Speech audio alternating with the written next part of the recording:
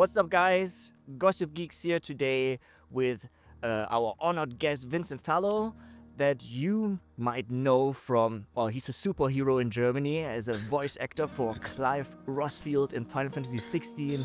He's also the voice behind Aiden from the huge book series, audiobook series, Fourth Wing. And he's here today to talk with us about geeking out and mental health. Oh yeah. Welcome. Thank you for this great introduction. So happy to be here. Thanks for having me. Thank you for being here. Happy to have you. Yeah. Well, as you know, Joey and me, we are doing chill music, and the main purpose is to really help people calm down, de-stress, because let's be honest, this world is crazy, and we need it for work, mental stability, and what we always wanted to know from the people from the industry is, the biggest question we have is, how do you find your spot to calm down? Are there specific mechanisms you do? Is there something specific you listen to, you watch, you play? What is it? What is your top secret way to calm down? There are so many variations. I have I have a system with several fallback mechanisms. I think that's best way to explain it. So, my main body of work is very emotional. So I do emotional labor, which is very, very strenuous. And in order to compensate for this emotional labor, you need to pay extra close attention to how you're feeling, and finding the stillness within you and going back to a relaxed state, because otherwise you cannot really work properly. That's very, very important. And for me, it's I start with breathing, very conscious breathing, kind of like a bit of meditation.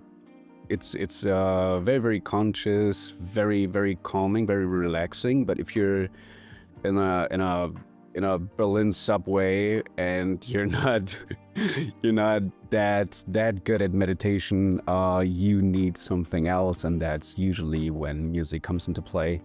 And I listen to very relaxing tracks, for example yours, or of course the original version of Final Fantasy tracks that just give me that sweet bit of nostalgia, which always has this hammer-esque thing, like, okay, now you're calm again, now you're being a kid again, and now you're back in that beautiful world that you once experienced. So video game music really does that for me, if nothing else helps. That back in the day, usually, when everything was still fine. Yeah, exactly. Emotionally connecting yourself, to the days when everything was fine. Maybe it wasn't, but there were moments of tranquility that, are still in your brain, and it can be, grabbed out of it and, get you back into that headspace, which is very, very fun and very relaxing, of course. And for me, very much needed. Especially in the metro or the underground of Berlin. Yes. I Oh my cannot tell God, yes. How stressful those people are. Oh, it's crazy. Yeah, it's insane. And when you had this, music, is that the only thing that calms you down? Because you said you had kind of a list. Yeah. So if breathing doesn't do it and the music doesn't do it, I know that I have to seclude myself physically. I need to be in a quieter place physically in order to, get my bearings back. And sometimes I just head straight to the toilet in whatever studio I gotta record in, and take my moments of relaxation there, almost like a little safe point, where I just sit there and be like, damn, okay, nothing's here, and then that usually is my absolute last resort, and that helps always. You don't have the luxury to do that sometimes, but if you got that, then that's fine, and then I'm relaxed, and I'll just go out, splash some water on my face, and then be ready to go. Cold water, like people to wake up. Yeah. That's amazing. Yeah. That's a cool technique. I mean, especially because you also travel a lot between the cities in Germany, and probably the work is the least stressful. The travel is probably the most stressful, because German trains, oh my god. Yeah, that's a challenge and a half in itself. German trains, especially the way we go from Hamburg to Berlin. It used to be very, very fast, but now they are trying to fix it, but apparently they need 2.5 years in order to refurbish the rail tracks. So it just takes extra long now, and it's, essentially it's just sitting somewhere and waiting until you arrive, technically, when you're going by train. But there is so much added to it, because you have the possibility to do work in terms of answering emails and doing social media checkups and stuff like that, or just writing all kinds of stuff. You usually do need the internet, though, for some of these things, and the internet connection in German trains is the perfect rage simulation, I would say. It's so spotty. Like, sometimes it's there for these moments where you don't really need it, and then it just intermittently cuts off, and you cannot send anything, maybe a WhatsApp or two, but answering emails and then just praying that it just goes through and you're done, and it doesn't get stuck in your to be sent area in the Gmail, for example. It's a gamble. It's a gamble, especially when I answer Instagram DMs, and if I do not have a proper connection, just like a halfway connection, and I answer someone, that DM doesn't get sent sometimes. It displays it as sent, and then you close the app, and then you open it back up, and it's like I never wrote anything. Once it was during my birthday, and people were congratulating me, and I was like, oh my god, okay, I'll answer that. I got like a 5-hour train ride. I'll just do that. And it was in like Eastern Germany, and I answered for 4.5 hours. I was just answering everyone, and then it turns out almost none of these answers got sent out because of the internet connection. So yeah, that was I had to go to the toilet moment and chill in there. Yeah. Oh. Yeah. Where's my punching bag? Yeah, exactly. Where's my punching bag? But yeah, I had none. Oh boy. Yeah. Well, we can relate to that, because we also try to answer every single DM. Yeah.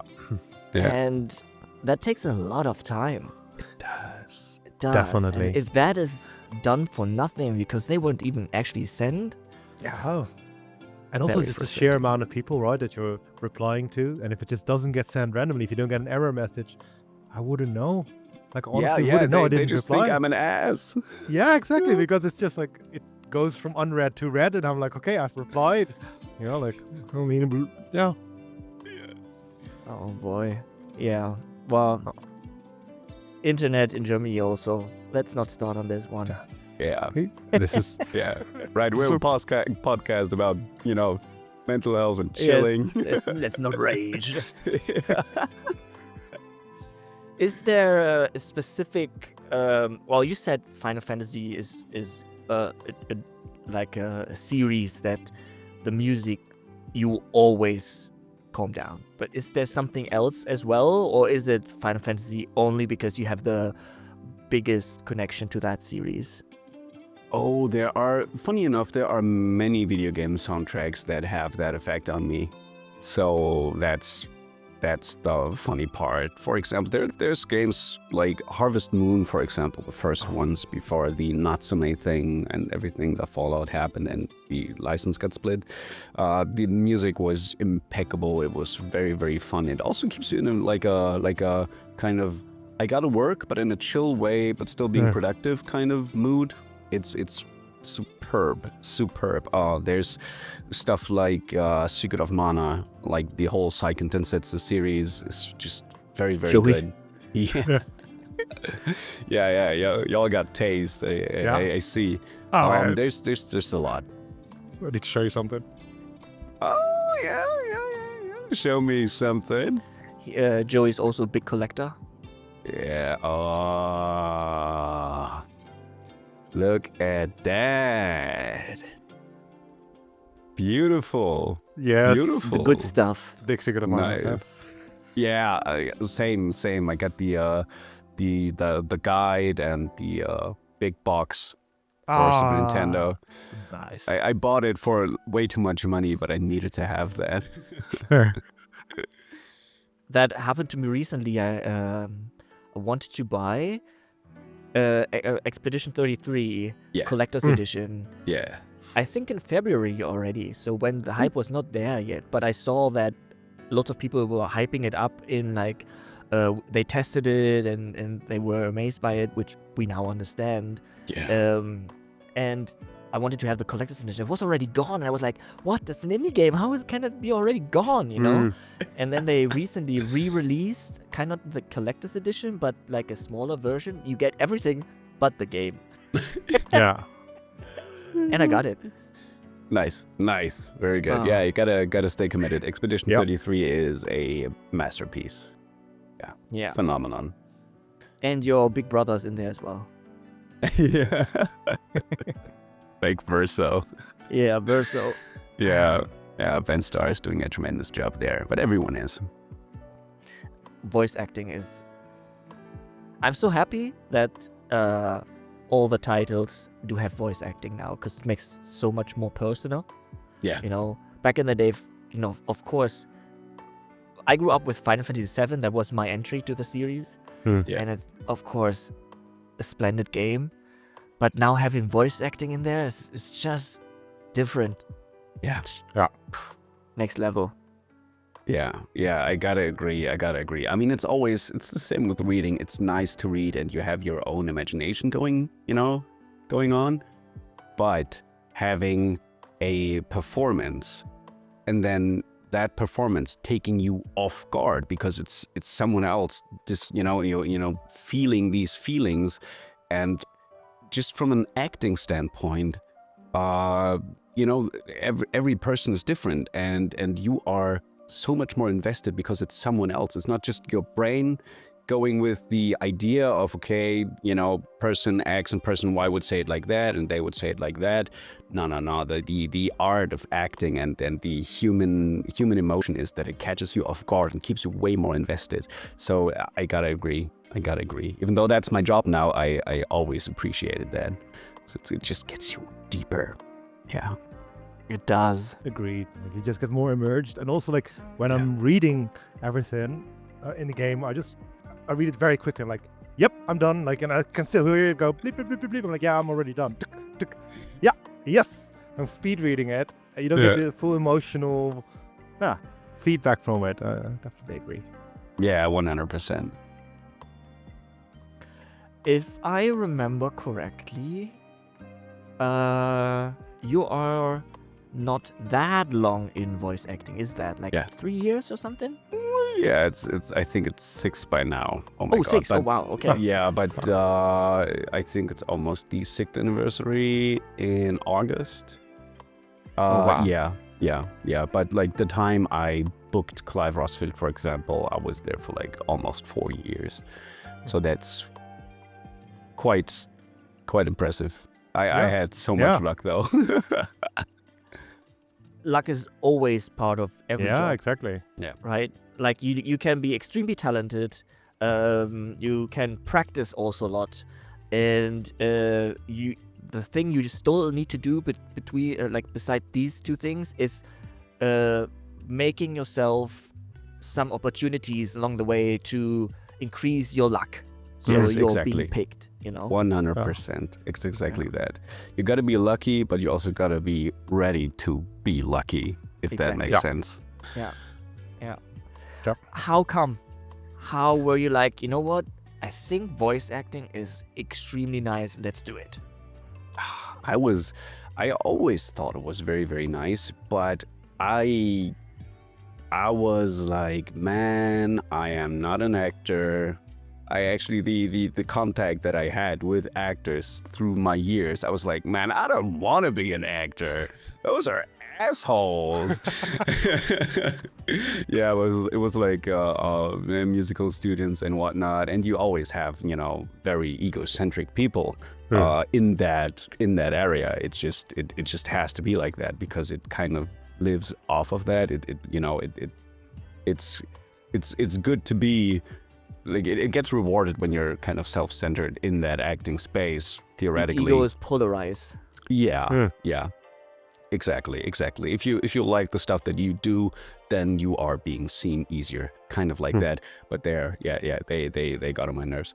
But because they're not good coworkers, and I was just like a barkeeper, and I was like, bro, you gotta work, please stop singing. Yeah, we're here to make drinks, son. You're not on that stage. It was so cool though. But yeah,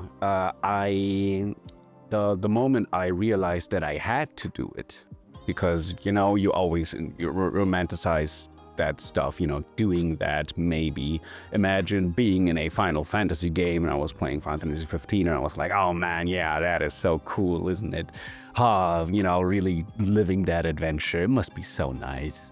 I'm never gonna do that, but I was working 9 to 5 in a quality assurance job, and in the gaming industry, and they needed voice acting placeholder recordings. Basically, what you do is to test the sound engine, you need someone who records placeholder lines. Usually you demo find tapes. some cheap voice actors, in a common sense, if you get them from somewhere, and then they come in and then they record, or they do it remotely because it's not that important. It's just for testing. And they did that within the company, because the company was quite big at that point. And they said, yeah, we need some dudes who just talk into the mic so we can test the sound engine. So we need some sound bits, but it needs to be kind of like almost the real thing, but we need someone. So there was like an internal auditioning progress, and I recorded. I was like, what do I have to lose? Testing the same game for the X-100th time, or just going to the kitchen and recording a little bit. I'll just do that. Why not? So I went into the kitchen, and they sent those lines, and I was just like recording those lines into my phone straight up. I was just in the kitchen in the company, and I was recording that. And I was like, what? I want to try. I want to give it an honest try. Like I may be in the kitchen, and the sound will be terrible, but I want to give it an honest performance. So I did that. It was for, I think, demonic voices or something like that. It was just like the basic rough thing. And then I sent it out, and a few weeks later, they told me, hey, yeah, cool voice samples. You can come in and record. And the studio for like recording these voice samples, it was in the same complex as the entire company was. So I could just like go outside, and then it was just on my lunch break. I was just going outside, like around the corner, and I went into the studio. And I was very, very nervous because I never did anything like that. I was just like, dreaming of doing that. And I also knew, it's not that big of a deal. It's just like recording some placeholder lines. And I went in there, and they were like, who are you? I'm like, I was supposed to record. What are you going to record? I'm like, I sent those voice things. I'm Vincent. They said, what the You're Vincent? I thought it was like some 40-year-old dude. Okay, come in. Nice. Yeah. And I was like, okay, Mission I'll go in. accomplished. Yeah, mission accomplished. But that was funny, and I was like, yeah, this is quite cool. Like, these guys were super chill. And then they introduced me to everyone real quick, and then I realized that those were some pretty competent people who were like writers for. They used to work at Blizzard, for example, back in the days. We had Konami people. The audio engineer was from Ubisoft, who worked on the Assassin's Creed Unity and stuff like that. And I was like, oh damn, okay, this is some. They bought some really cool people because we were just making, mobile and desktop games. It was not that big of a thing for the company to do that. So that was their first AAA title. And I was standing there and there was a mic and I was like, oh cool, that's a mic. Oh cool, that's a piece of paper. I gotta read that. And they said, yeah, please just read it. And it was just like some notes, and it was all in English. So I started doing that, and then they were quiet for a little while. I was like, oh my god, I fucked up. I gotta go. I should just go. Oh my god. Oh my, what am I even doing here? Like, I'm not a voice actor. I should just now. As I was about to leave, they said, yo, wait. We have this other thing. So they made me read for another character for the placeholder lines. And I was just like, okay, I'll try. And then that wasn't a demon. It was like a black market kind of dealer dude. Very, very, very gruff and mean. And I was like, yeah, okay, yeah, I can do that. And then I went and did that. And then they went quiet again. And I was like, what have I done? That was too much. I think I gotta go now. Then you went to the toilet and did your meditation. No time for that. No time for that, because they stopped me. And then they said, do this other thing again. And I was like, okay, they want me to do more stuff. Maybe I'm doing something right. And at that moment, when we went through the different characters, there's something inside me, like right where the chest is, started to become very warm, like a fire. And I was like, oh damn, this is what I have to do. It's when you discover your passion. I was like 27, 28 at that point. And I was like, oh my god, is this what it feels like? It was kind of like almost like a persona kind of thing, or like in metaphor when they, find their purpose, their stand, their whatever, their persona. And it was legit like that. I was like, oh my god, I have no choice. I gotta do this. So we finished the recording and I asked the audio guy, okay, what can I do to, do this professionally? And he was laughing. He was like, yeah, you gotta buy a mic, I guess. And then, yeah, that was the starting point though. And then from then on, I built up and never stopped looking back. Cool. Then you just applied for open positions, or did you had? It was way harder. I started online, and it was only in like hobby spaces, but there was a website called Casting Call Club, for example, where you could send in your auditions to stuff. It wasn't like professional stuff at all, but it also wasn't fandoms. It was indie games that, can't afford to pay someone, and, smaller projects or animation projects by like single people. So you had that space that was very, very cool. And the Discord, of course, for that website, I was just connecting to the community and always eager to learn. On that website, it used to be like that. It's not like that anymore, but you could hear every audition anyone sent. So you could send in yours, or you could just listen to what everyone else did and then check out, okay, what did they do? How, what kind of acting choices did they make? And I was abusing that, because I was just like, trying really hard to analyze what they did, why they did it, and pretty quick I found so much inspiration in there to continue doing that. And it was all in English most of the time. And then at one point I decided to do fandubs in German because I needed to learn how the actual dubbing process works, you know, when you have this video and stuff like that, because I was just doing characters on my own before that. When you audition for that stuff, you have a text and that's it, maybe a picture, and then you go to town. But I needed to find the, I needed to learn the time restrictions that you have in active dubbing. And pretty quick, I think it took me 1 year or something like that. I was basically done with fandom stuff. I was like, okay, yeah, that was nice. I'll go and go to this other website because they do free audio dramas, and that's cooler. Let's go. So I did that, and then from that point on, I got a call from a director, and they said, you know what, your voice is kind of cool, your acting is kind of cool. Come to the studio and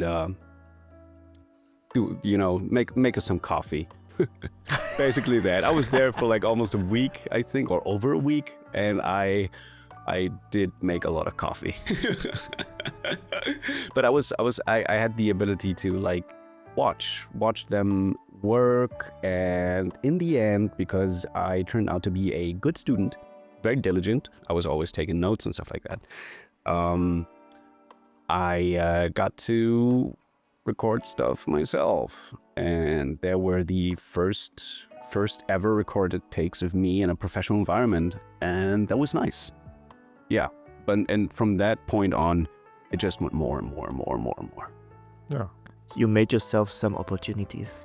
Yeah, exactly. Yeah, definitely, 100%. Of course, you know, having someone reach out to me in that case, Katharina van Dake, she's amazing, and I will always be grateful for her, you know, taking a chance on me, because it's always very risky to do that. Having moments like these is absolutely, it's luck based, but I made myself so annoyingly present in every corner of the web that you could not escape me. At some point on the Casting Call Club website, I was I was everywhere. I was everywhere on the Discord. I was everywhere. Then I went to Voice Acting Club, which is a super cool Discord of industry professionals. I was everywhere. I was like connecting with everyone, you know, asking questions, and then I took over the German online sphere, which was very small, so it was easy to be seen. Mm-hmm. And that's like making these opportunities. So you gotta be ready to be lucky. You gotta prepare to be lucky. In that case, I had consistent branding. Like, my name was already there, Vincent Fallow. It was everywhere. You could not escape it. And if you needed a voice like mine, people knew they could come to me. Professionals not yet, but everyone else did know. And that's what I keep propagating, keep doing still, yeah. So it was hard work, but yeah, sorry. That's awesome. Went off on a tangent there. Super awesome. Yeah. You know, because it shows that it's worth fighting when you want to achieve your dream. Because there's a lot of people out there that think opportunities are gifted, but they are not. You need to really be on it all the time. Work. There's no shortcut. Yeah. Just this time you put in there. Yes, exactly. I mean, there are some people who are luckier than others, and that is fine. But it's every path is different. And when you see people having success like right next to you, maybe people who started with you on this journey, and you see them book role after role. In my case, for example. And it just your stuff doesn't come yet. It doesn't mean that you're doing something wrong. It's just like every path is different. And sometimes for a good friend of mine, We used to work together at GGS, at the company I worked for. The company is called GGS. It stands for Good Game Studios. It was very, very... Yeah, don't look up those games. They're ass. Especially if you're a gamer, you don't like those. But, yeah, he started like 2 years after I did, I think. And it's so cool seeing someone else's journey lead them to where I am. So for me now, he's just a colleague, you know, a equally prolific voice actor to me, which is super, super nice. But every path is different, and sometimes it takes a shorter amount of time, sometimes it takes a longer amount of time, and that is just something you have to accept, and that really takes a lot of pressure off of your shoulders and off of this whole, you got to be working all the time. You got to work, and you probably got to work all the time, but don't try to be the fastest. Just know that you are doing the best you're doing your best by working consistently, and that is totally fine. And you know, people might succeed left and right, but your time will come if you keep on being consistent and working. Yeah. I saw an image recently which fits perfectly into this discussion. Yeah. Which was a lot of just bolts or dots in a picture, and saying this is what people think consistency is. And then the next picture was, this is what it actually looks like. And then there was the one dot was not full, it was just half full, one was just tiny little bit of filled, you know, and then one was full again, and so that they were in different states of being a full dot. Yeah.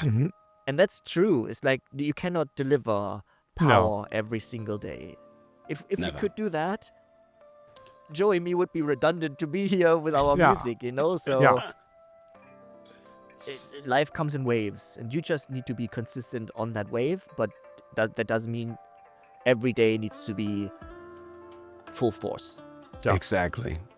You're heading for a burnout faster than you can blink. It's crazy, but it's so good to find the perfect sweet spot of being strict with yourself, but also lenient the moment you reached a certain threshold that isn't even that high. It's the magic of just showing up. Kind of like when you want to try and work out consistently, the first thing you do is you go to the gym. If you manage to go to the gym, you're fine. You could potentially just turn back and be like, you know what? I went to the gym. It's totally fine. But once you're there, you're like, okay, I gotta at least do like one exercise, maybe one set of something. And you know, on some days you're like, okay, I cannot go all out, and that is totally fine. Like I don't know, I don't really feel right. I'll just do like the normal amount of stuff, or I will not just, you know, totally push myself because I'm just not feeling it. But you are always giving yourself the possibility to maybe go into the headspace of, you know what, I felt like crap when I started, but now, after like a few exercises, you know what, I kind of feel like I can go harder. And these are the moments you need to take. These you have to have momentum, and with that you are bringing the possibilities into play to really go all out. And sometimes, you know, just, you know, give it 110%, but giving it even 30% is totally fine. And on some days it's just going to be 30%, and it's totally a-okay. You are there, you are giving these percentages, these dots, as you said. That's the best thing you can do. Yeah. And it always has the potential to become like one of your best days ever. Agreed. Yeah. Well said. Yeah. Yeah, it was a bit confusing, but I just wanted to say, yeah, cool picture. Cool picture of like the Secret of Mana one, or? No, I mean the dot thing you mentioned. Oh, but the Secret of Mana thing, of course, as well. That as well. Yeah. Let's be honest, that as well. Yeah, I mean, yeah. for real though, that is also something that really, makes me relax. It's just a very relaxing picture. The whole monetary, Yeah. birds. Yeah. Well, you can just hear the music also, right? Like when you see it, I'm like, yeah. And the mana beast in the beginning, this it's so cool. Yeah, sorry. I love it. I love this community because of exactly this, You're talking about something and everyone that has experienced it in their own way feels still the way you feel, Yeah. Beautiful. Yeah, it's crazy, isn't it? Is there, like, your work, as probably every work, will come in waves where there's a lot of pressure? Do you feel, okay, guys, I know I have to work right now, but this day I need to step a little bit back, or is it hard for you to then find inner peace and you have to work through it? Yeah. So that's a good example. I am really bad at that. I'm kind of the person that is more on the spectrum of, okay, I gotta do my job. People are relying on me. I gotta do it no matter what. But last week, the doctor said you need to lay in bed for at least a week because your back is just very, very messed up. And you should not sit for prolonged hours. And here are a lot of painkillers. So please relax. Please stay in your bed. I cannot give you any sick days because you're self-employed, but please listen to me. And I was like, you know what? I'm gonna listen. So like last week, I did my best to relax. I still worked though, but I relaxed way more effectively and way more than I usually would have done. Usually I would have ignored that actually and just went through it, but I learned to listen and take care of myself sometimes. Very important. That's good. Yeah. It's very important. And there's I think the kids nowadays they know that. They know it's it's the most important thing is listening to yourself, and if you don't feel right, then you're not gonna do it. And that is superb. I think we like our age bracket needs to still kind of learn that because we've grown up with you gotta work even if you go you gotta work, it's your job, you gotta break both of your legs for your job. No, you don't. Be happy that you have your favorite job. Work your ass off for it. Yeah. Exactly. And I think everyone in our age bracket should listen to the kids and chill. Yeah. Nothing is more important than your health. No Absolutely. job is as important as your health. Absolutely. Definitely. If you have one day off, like you now can spend a day completely the way you wanted to, how would that look like? I would play video games. From start to finish? Depends on the game that I'm currently playing, but since I'm playing Expedition 33 right now, yes, I think, yeah. But it's also good to be outside. It's also very, very nice, especially when you're stuck at one very, very shitty boss fight and you keep dying over and over. That's a very good moment to get up and go outside a little bit and Joey, get some fresh stop air. pointing. Huh? The first Gossip Geeks was about us discovering Expedition 33, and I was playing it, and I was dying on the first fight with Mael. Yeah. Because I was so bad with parrying. Oh, God. And Joey was just laughing. Yeah, I mean those enemy patterns are insane sometimes. It's They crazy. are. It's crazy. But yeah, I would probably do that. And what also really helps is really good food. Food that you look at yeah. and you're like, you know what, that is tasty. It doesn't need to be very healthy. It doesn't need to be very unhealthy. But if you have the headspace to say, you know what, I'd really like to eat X or Y, that is a good sign that you are in a good mental state, and then you should probably go and eat it if you can. Yeah, that's very good. I mean, it's crazy how important food is, or how beneficial it can be to you just mentally. I mean, apart from the sustenance and the whole macros you get. Of course, it's the simple pleasure of tasting something that you like does wonders for your brain. It's really good. You have a big fan of that statement Yes. over there in Amsterdam. Yes. Food is life. Because he's a little chef. Yes. Nice. Yeah, it's so lovely, but it's also so lovely to like share a meal together, and there's so much power in there. And exactly like you said, like finding something which you really love at that particular moment, be like, you know what, I'm going to make this, or you know what, I'll be cheeky and I'll order it today, or multiple days. You know, just being able to do that, that's so lovely. Just rewarding yourself. No.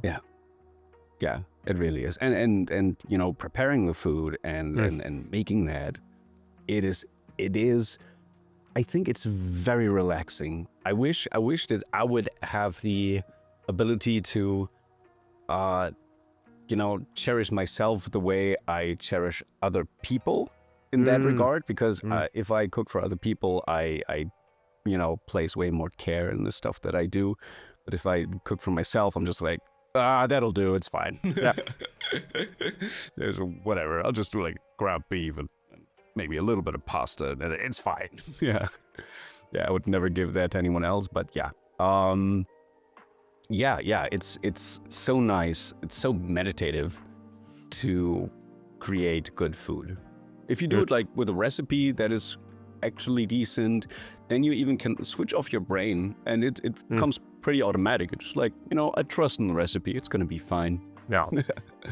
Yeah. That's Which true. I rarely do. When I cook at Joey's place, I'm always done, and then I go to Joey's and can you taste it? Now do your magic, and then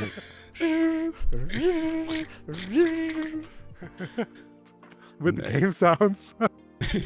exactly. Nice. So you basically you make sure that it's a rounded experience. Yeah, like Julian's also like already a great cook, by the way. Like, don't sell yourself short. Nice. But I do cook with recipes. Yeah. I do not have the skill set that you. Oh, there's I don't know, pepper missing. Well, which Yeah. is Yeah. the worst ingredient I could just mention. But you know, but Joey has that, and that's why I'm like, you know, I did my job. I followed the recipe. Joey, you know, you. Oh, this we can grab this and that, and then you know it's even it's fantastic. Yeah. Very good. Well, shout out to my mom for teaching me how to cook. Shout out to Joey's mom. Nice. Very good.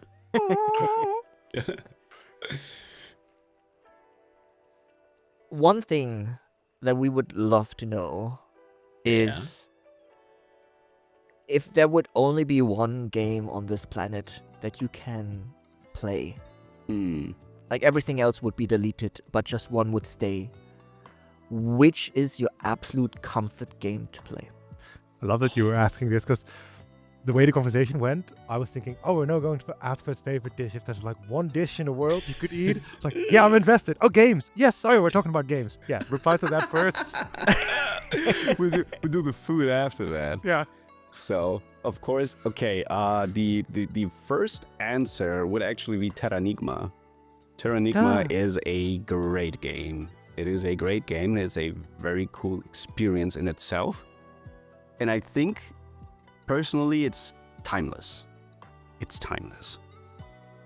But It's a game that I told Joey about. Oh, yeah. I got the strategy guide and all that stuff. Yeah, I remember. Right next to Secret of Mana, and then right next to Crosscode. So these three are interlinked.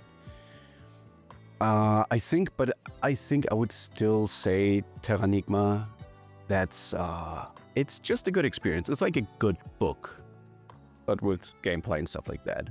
I think I will at one point get bored because it's not something like Minecraft, for example, where you can do whatever. But it is an experience that always works. Or I could say Secret of Mana, because then I can invite friends over and be like, okay, we gotta finish this game. Come on in. We're doing a run with the first weapons and no clothing. Let's go. Yeah. Nice. All right, Terranigma. So Joey, you need to check it out. Yeah. You mentioned it before. I think it's pretty big in Germany. Yeah. Terranigma. I mean, it's not really big anywhere because it's still a very hidden gem. But I think the biggest fan base is clearly in Germany. Yeah. Thanks to the translation. I think. Is it because of that? I have no idea. Okay. But maybe. It was done pretty well though. Not as good as Final Fantasy IX, but that's a different game though. Yeah. Joey, Yes. The food question. you wanted to ask. Yes. So now the really important things. Yeah. So the sustenance, so we can game. Yeah. If you had one dish in the world that you could choose. Yeah, it's. I don't want to disappoint people, but it's just so flexible, and I rarely eat it. But it's pasta. Okay.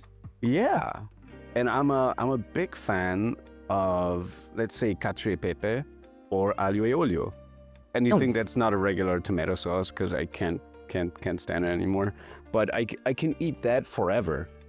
And yeah, I didn't want to say potatoes because that's not a dish, but those are versatile as hell. Yeah.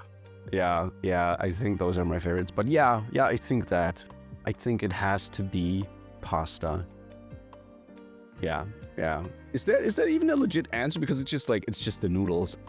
I could say there's for example, no, you know what?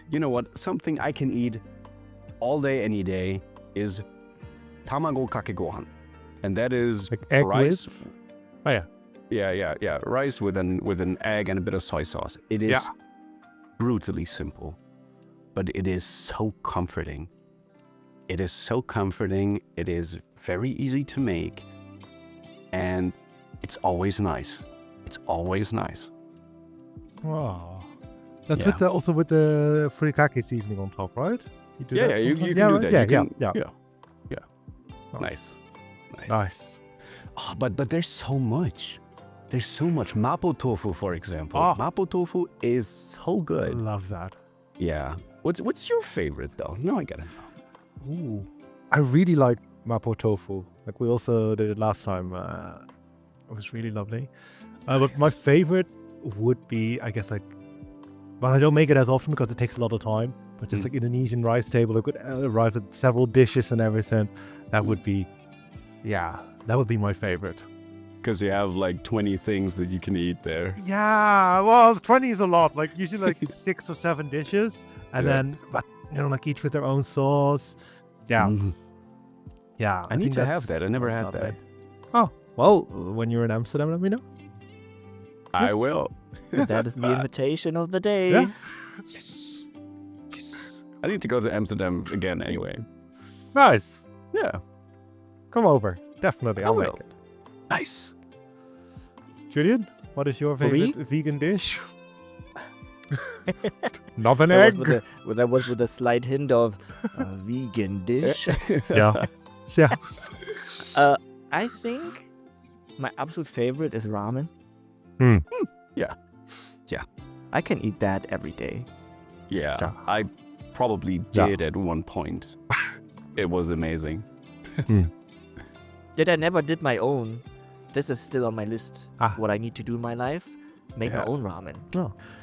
We can do it next time. If you want to do it really, really good, I tried and oh god, I cooked I let it simmer for 22 hours, like the broth itself, and then with the whole with all the toppings, with the chashu and stuff like that. I was going for simple shoyu ramen. Yeah. Shouldn't be that hard. The way I wanted to do that, it was as good as possible. It was very hard. There are cheap ways to do it, simple ways to do it, which is super nice, and that is very rewarding. But going the whole 9 yards it's hard. And then in the end, I was like, okay, this is at 90% or 80%. It's not exactly where I wanted to have that, and I was so frustrated because I was cooking for like over 24 hours, and I was like, oh my god, it's not perfect. Why? But it was my fault. Crazy. 22 hours. Yeah. Just simmering. I would Yeah, not have the patience. Yeah, but for your broth, you want to do that, right? Because you were going for a vegan broth, so like that's like Yeah, less that's time easy. simmering. Yeah. You're sure you're done in 15 minutes?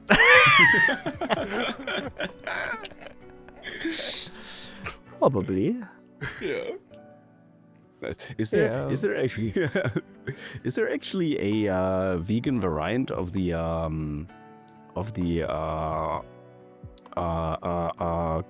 the ramen egg, the Nitamago? Yeah. I don't think there is. I don't think so.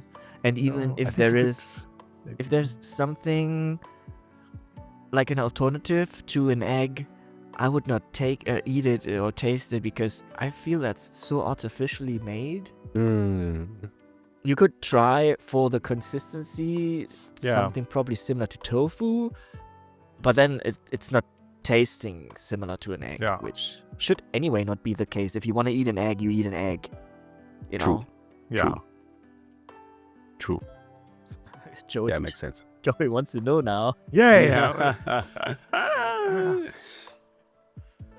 Yeah, I mean, ramen is a very good answer, actually. It is a very nice answer. I used to have a place that they were selling magic. It wasn't just normal ramen, it was magic. That was crazy. It was one of a kind. I never had that when I was in Japan. I never had it made this way, and that restaurant had to close down, I think, during Corona. But that was insane. That stuff, it was basically a miso ramen, but it was very thick. It had like a very cool viscosity. It was so good. The noodles were on point. They were on point. They were homemade in there with the whole stuff that they got imported from Japan and stuff like that. Everything was basically from Japan, but the way they made their miso ramen was absolutely stunning. They were using a lot of cool chili and spice blends for the sauce and stuff. It was just so good, and you could just drink it or eat it or whatever, and it doesn't matter if it's like middle of summer or in winter. You would drink it, and you know, when you have really good food and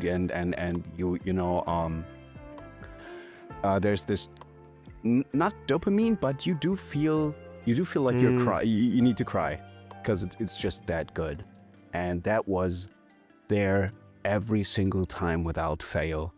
And I went there for like 3 years. I got so fat because I went there. I spent almost my entire money. I didn't earn that much back then. I spent almost my entire money just on these ramen because they were so addicting. They were so good.